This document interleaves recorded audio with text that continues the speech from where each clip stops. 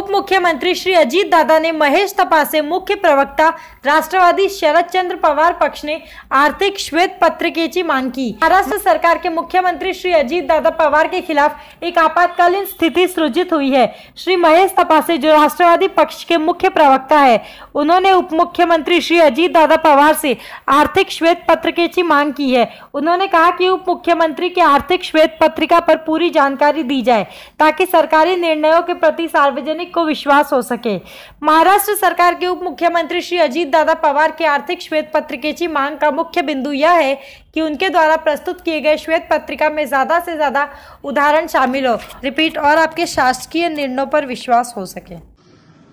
काल महाराष्ट्र राज्याच्या उपमुख्यमंत्री आणि वित्तमंत्री श्री अजितदादा पवार यांनी महाराष्ट्राचा आणि त्यांच्या सरकारचा शेवटचा अर्थसंकल्प सादर केला।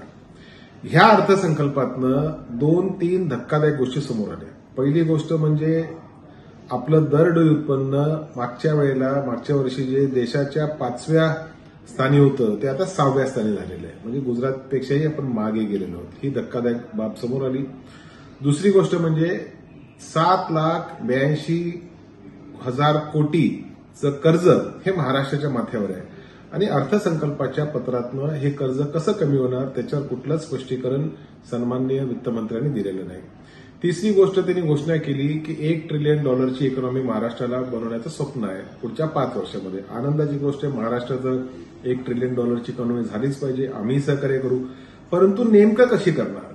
आज महाराष्ट्राचा जीडीपीचा जो दर आहे त्या दराच्या अनुषंगाने $1 ट्रिलियन इकॉनॉमी होऊ शकत नाही पुढच्या 5 वर्षामध्ये।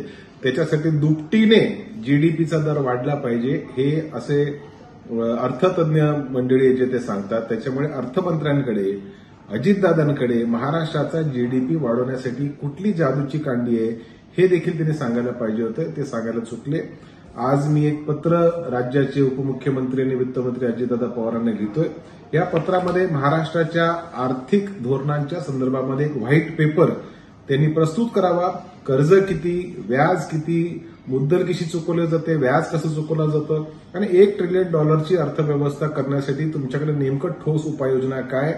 हे कर्ज कमी होत असताना महाराष्ट्राचं दरडोई उत्पन्न वाढलं पाहिजे, ते दरडोई उत्पन्न वाढवण्यासाठी तुमच्याकडे कुठली भूमिका आहे हे देखील अजितदादांनी सांगितलं पाहिजे। त्याच्यामुळे हे पत्र मी त्यांना आज मेल केलेलं आहे, त्याची कॉपी चीफ सेक्रेटरी आणि ऍडिशनल चीफ सेक्रेटरी फायनान्स यांना देखील पाठवलेली आहे।